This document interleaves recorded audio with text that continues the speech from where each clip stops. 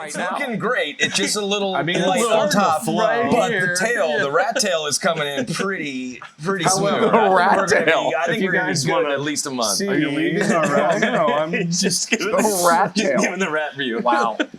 I'll take a drink while he's showing off. Cheers to the rat tail. This might be a good time. Welcome to episode 13, Fretboard TV, with Jason and Jeremy from Smoked Out Cincy. Yes, here we go. We've made it this far. Cheers. Cheers. And more beers. All right. You two gentlemen are co-operators and owners of Smoked Out Cincy. Let's start with you, Jason. My name is Jason Esterkamp. I am one of 4 partners in Smoked Out Cincy, and I am the operating partner. There you have it. Are you the money honey? I am the money honey. All right, there we go. I control all of everything. You're the controller. I am the controller. The big boss. I am the second big boss. The second big, or is Jeremy the big boss?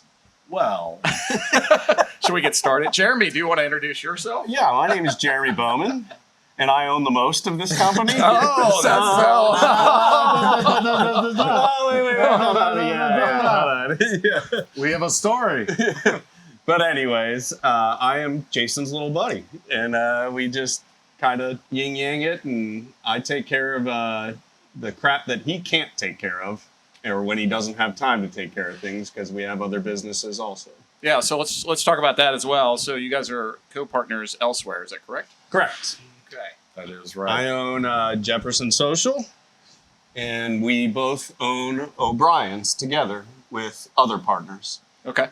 So it's day-to-day basic here to here to here to here to here, and sure. It's taken care of by him, and I kind of tag along and let him do his thing and trust him to do what he does. There you go. There you have it. And then we also have Dan Gustafson here, Hello. a.k.a. Gus, is back on the camera. They brought me back again. I didn't cuss enough the last time. All right. What are we drinking today, boys? I got a crazy train. I got a tray. Yeah. I have the Big news. big news. And a juicy improv. Jeremy, how interested were you in starting a brewery?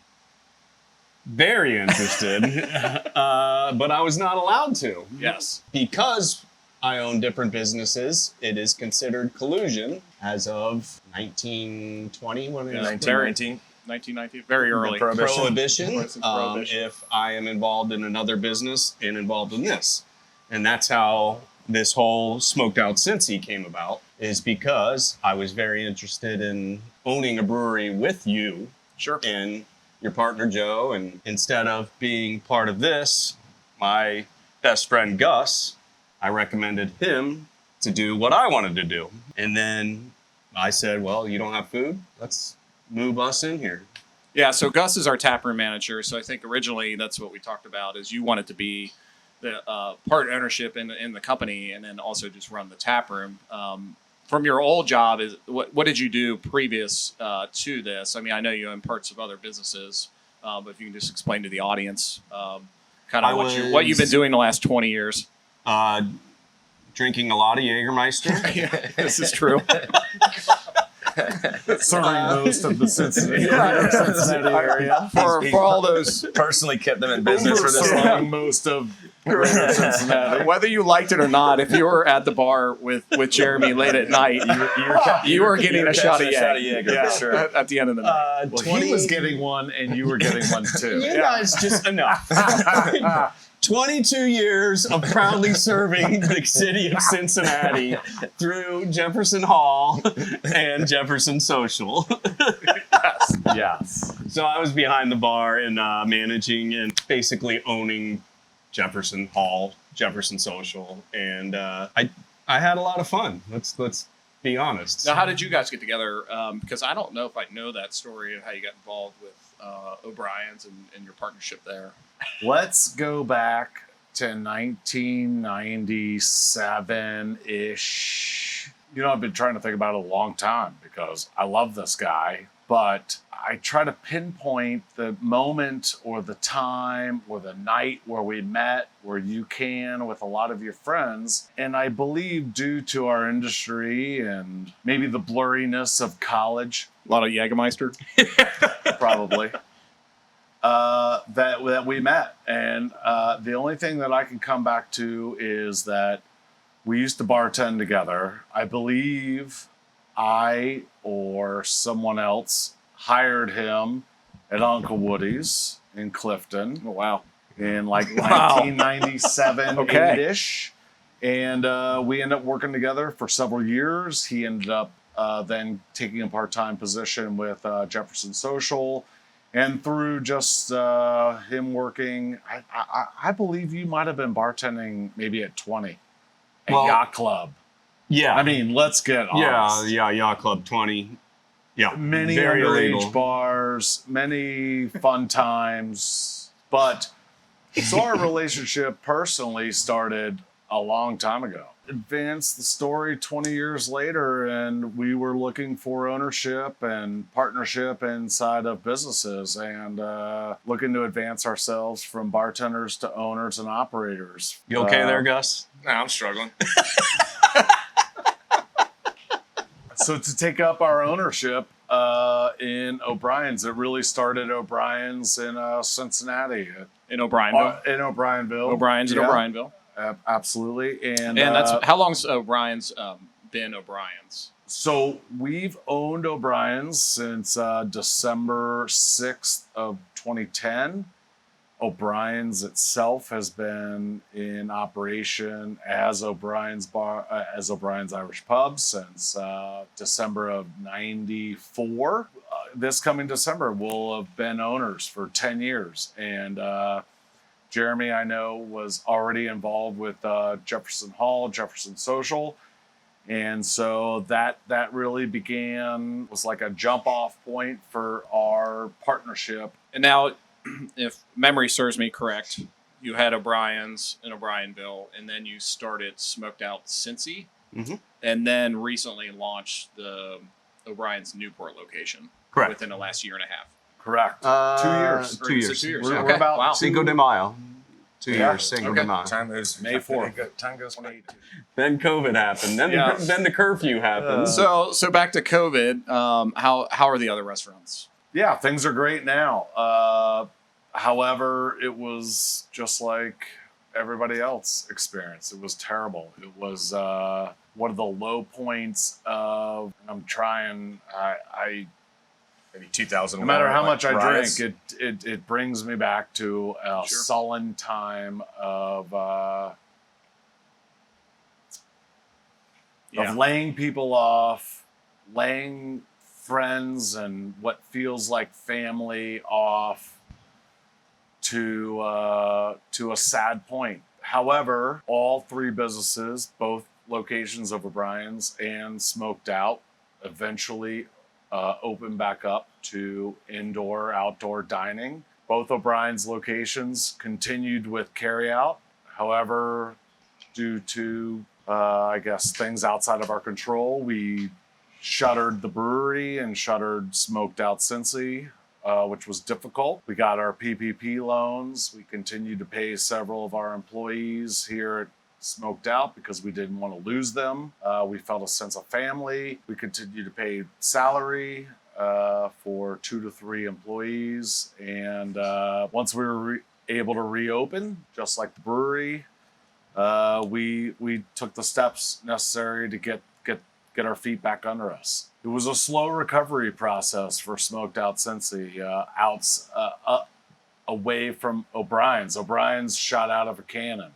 But here at the brewery, it was a little bit different because of the size and I think the volume of people involved. It was a little bit more difficult process and delicate. And so it took some time, but over the last 6 to 8 weeks, business is back.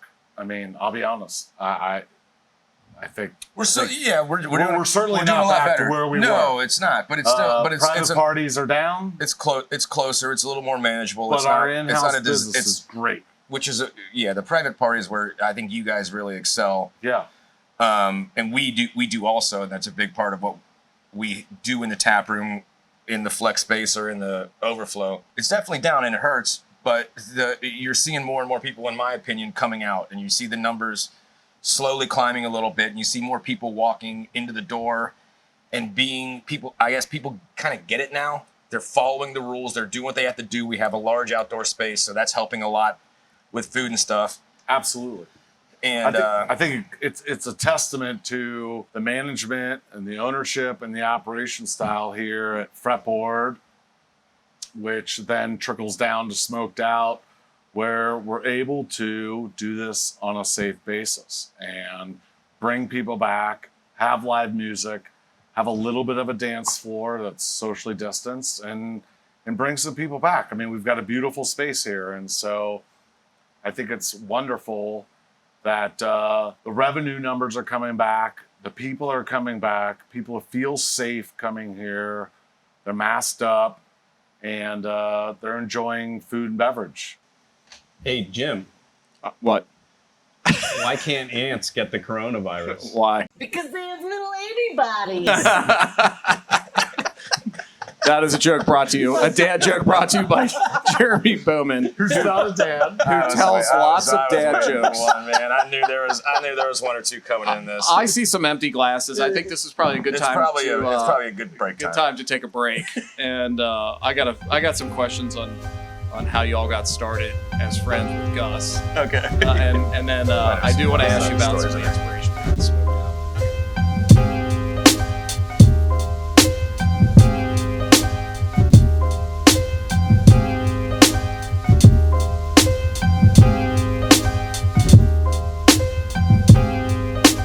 Welcome back. It is cool. Fretboard TV. Yeah. Jeremy, Jason, and Jim. Okay, so I just want to talk about a little bit about how I met Jim and one of my favorite bands. I mean, of all time. Is that for real? That is very true. Is that genuine? That is not a joke. Okay, good. That is not a joke at all. I really thoroughly enjoyed the back in the day when you guys used to play originals. Only Everything? And the band Only Everything, and that's how I first met them. I was the booking manager for Jefferson Hall, and they played at Jefferson Hall, and it was Chris Malk, Spike, Yep. you, Jim Klosterman, and Joe Sierra, Zach Long? and Zach Long. Yeah, they were awesome. And I This is remember back to Main Street, right? this is 1999, probably. This is before when OTR was cool the first time. yeah, Right. Would you say Yeah. 1999? When Main Street was Main Street. Yes. And It was 99. the thing. Yes. they would play a lot of 99. original songs, which we didn't have all that much back at Jefferson Hall. But then I remember one of my favorite concerts that I've seen in general was when Only Everything played at Jefferson Hall in Newport. Okay. Do you remember when you had the reunion for Thanksgiving Oh, or geez, yeah. Christmas? Something like that. It was yeah. like the night before. I can't remember. It was some holiday when everybody was back in town. I think it was probably around Christmas. And do you remember you let me sing?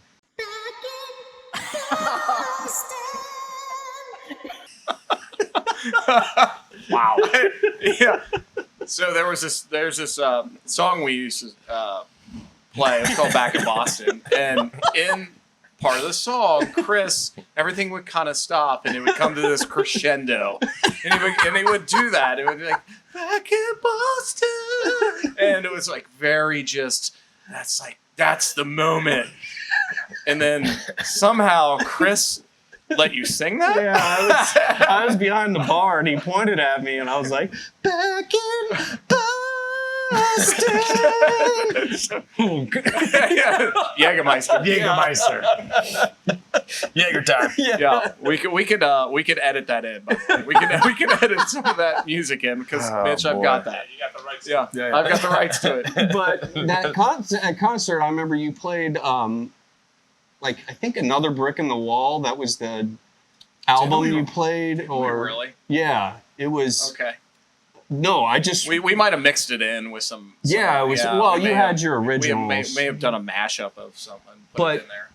I just distinctly remember like being like getting chills at that concert cool. when you guys were like playing, and I'm so impressed with like my friends. I can do that to You were so awesome. to people. Yeah. No, seriously. When you guys turned to becoming entrepreneurs and Brewery opening guys, up yeah. a brewery, Yeah. I was like, hell yeah, that's going to be cool as hell with like the music theme, and these guys are good. And the fact that you could not only have bands on stage, but you guys actually play on stage too. Yeah, we could play. as Yeah, well. like you're actually good and not just people that are like, oh, I like Guns N' Roses and I like whatever. I da, da, kind da. of play guitar. Yeah, Yeah. I think, no. It's like today I walked in and Brad Plank was, Shredding gnar. Shredding. yes, it was so I loud feel like- outside. I was like, what He is was going shredding on like here? Blacko, which was amazing. We call it mandatory jam time, but it's really not mandatory. Yeah. Nor does it happen that often. but- Mandatory sanity time. Yeah, mandatory sanity time. If you're wondering why Jason's wearing glasses, it's because he's now cool guy Jason. Yeah, cool guy Jason.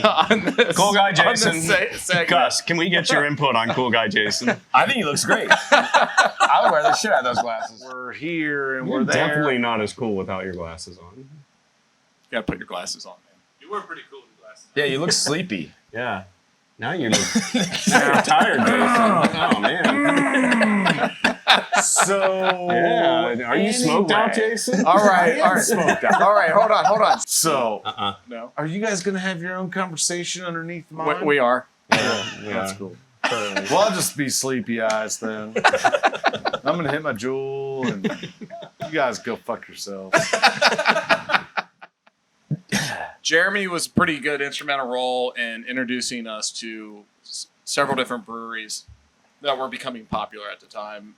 In particular, you were down at Jefferson Social managing. What type of relationships did you have with the breweries, and in particular, how did you get us started? Because I know you know the story. I think So- it's one of the greatest projects I've ever been a part of. And also the Ranger Run, which... Maybe one of the only Wrangler Run. What's that? Wrangler Run. Or Wrangler Run. Sorry. Yes. Wrangler Run. Was the S23 with Eric Sierra. Yeah. And S23 was his badge number. And I think we all know this story. Everybody here knows this story, but Sure. What if you want to tell? I had a good relationship with Rheingeist. They had just opened up.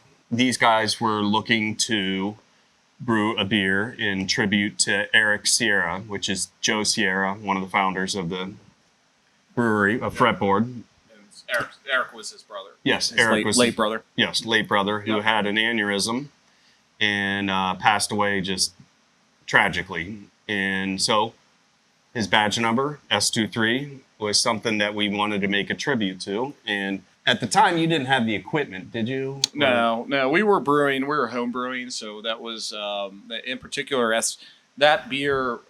You were looking for a session IPA because all the rage was IPAs. Yeah. But if I could just steal your thunder for Go a ahead. minute, there were many people starting to come in to the craft beer market drinking IPAs and not knowing that they're drinking 7% beer, so they would go to a Reds game and I remember Jeremy telling this story. They would come down and slam back like 5 or 6 IPAs, and then they're getting sick before the Reds game, Yeah. right? So he was looking for a session IPA. So I know Jeremy kind of influenced us and say, "Hey, why don't you guys brew a session IPA?" And we're like, "Okay, that's cool. Like, you know, He yeah, was we telling can try that." he was telling stories about me, by the way. Yeah. Oh, were you one of the? Probably. You slammed Gus- back Gus several got of those. kicked out of opening day. I had to pay for Right. Tony Krem's ticket. Can, Oops. Here nor there. everybody's pissing their pants. Everybody's wetting their pants or passing out in the streets because they're drinking Hold on. IPAs. I didn't. So you influenced us to do a session IPA. And we didn't have the equipment to brew. We didn't have the license, number one, to brew commercially. But number two, we only had the size of a 10-gallon brew house, right? That's 2 batches of very small batch beer, and so. But anyways, long story short, hey, why don't you guys brew a session IPA? So we brewed a session IPA, Mhm. and then in that time, It was. yeah, I remember meeting with for the collaboration, and Bradley was in there, and this is what the ingredients are. This is how much of this, how much of that, how much of these hops. And I remember going to the brewery. So Jeremy introduced us to Bryant. Bryant, sorry. Yeah, Bryant and Rheingeist, and they were like, "How is this 4.2?" You know, like I think it was 5, but was it? Whatever. I think it was 4. Sure. Whatever it was, I can't remember. And Bradley was like, "I don't know. It's just the way it came out. The way we brewed it's it. perfect." And I still think to this day that batch of S23 is the best there ever was. It was so good.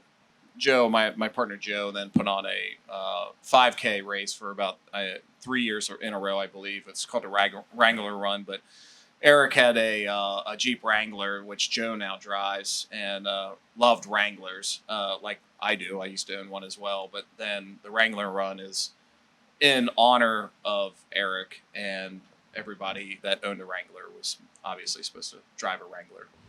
Cheers. That day. Cheers. So, cheers to Eric. Cheers to Eric. Yeah. So Cheers. and that's how it got started. And it's amazing how like friendships and music and just tragedy and bonds that And we love. and love Yeah. and that we all have just kind of come together. And we're 500 square feet in the corner of a brewery, Smoked Out, yes. Smoked Out, and we couldn't be what we are without the 13,000 square feet that are around us. Sure. And so we truly love the relationship that we have with Fretboard Brewery. And, we joke about it and we're friends and all that stuff. But it's all, this is 20 years of friendship. Sure. So, I agree. I think it's wonderful. I want to talk about music. Yeah. Sure. Jason, what did you grow up listening to? It's when you real were simple for me. It's very easy for me. I have Probably cool jazz. Cool Jason.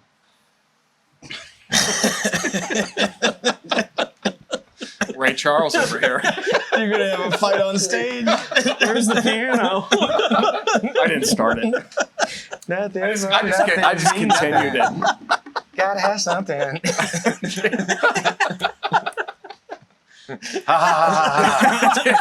Jason, what did you grow up listening Not to? Ray Charles, by the way. Sorry. The crazy thing He was not blind. is I grew up listening to, just like everybody else, the music that our parents listened to.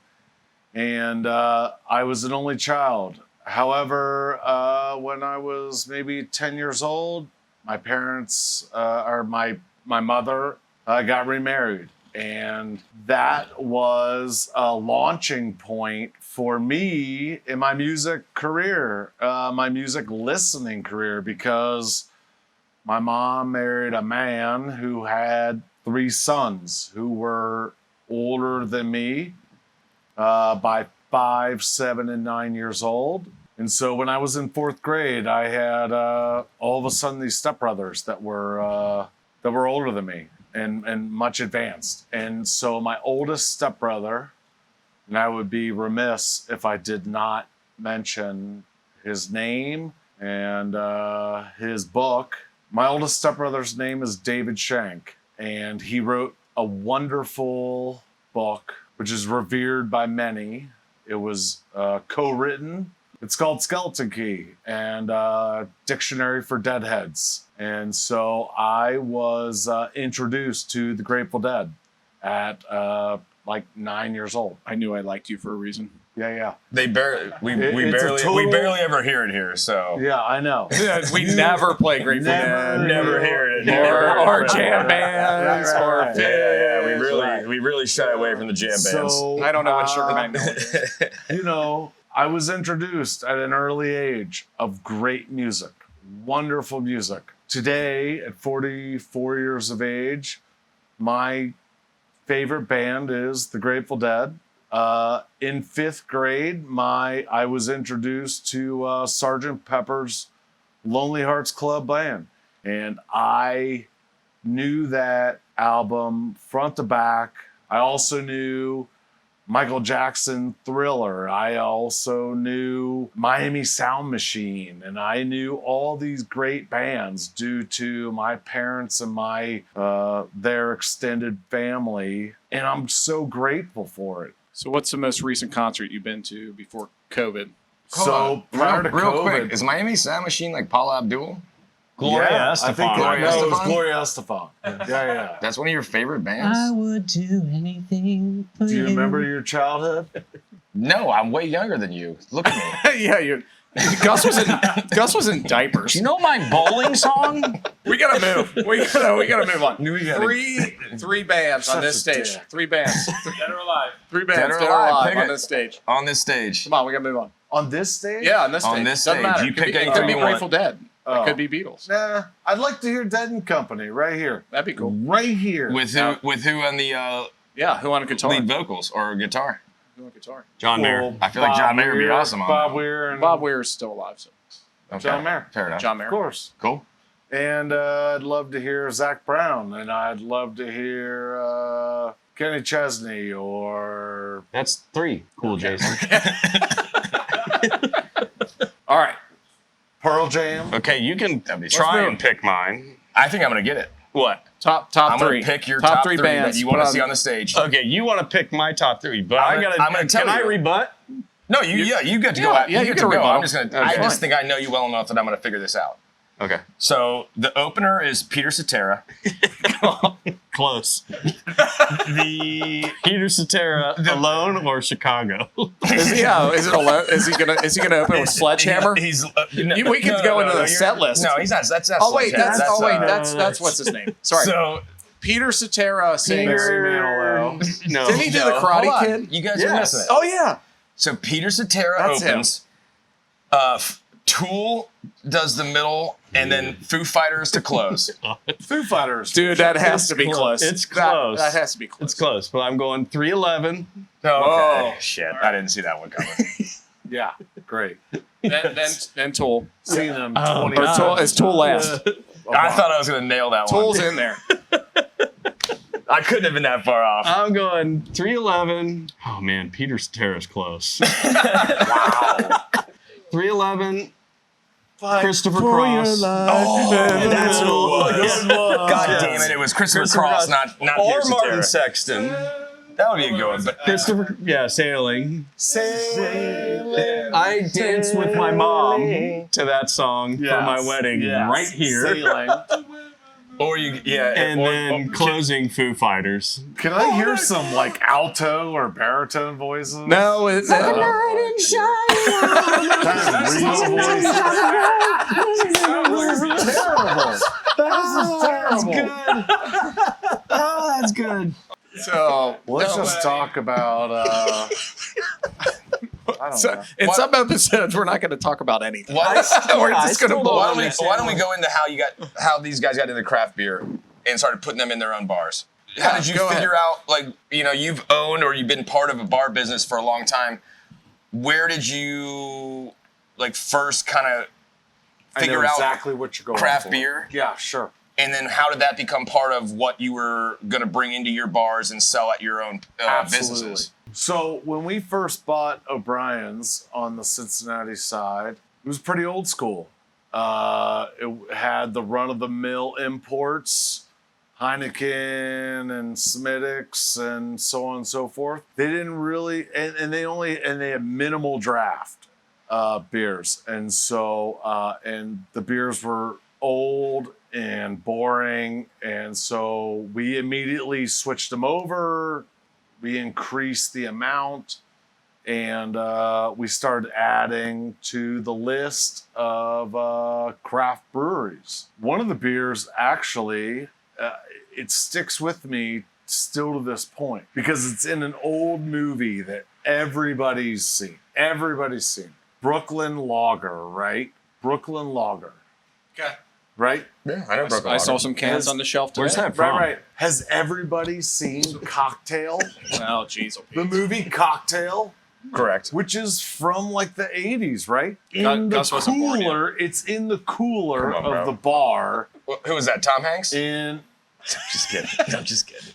No, it's actually It's Tom Hanks and Denzel Washington, right? Tom Cruise's uncle's bar in Brooklyn or the Bronx or wherever the fuck he is.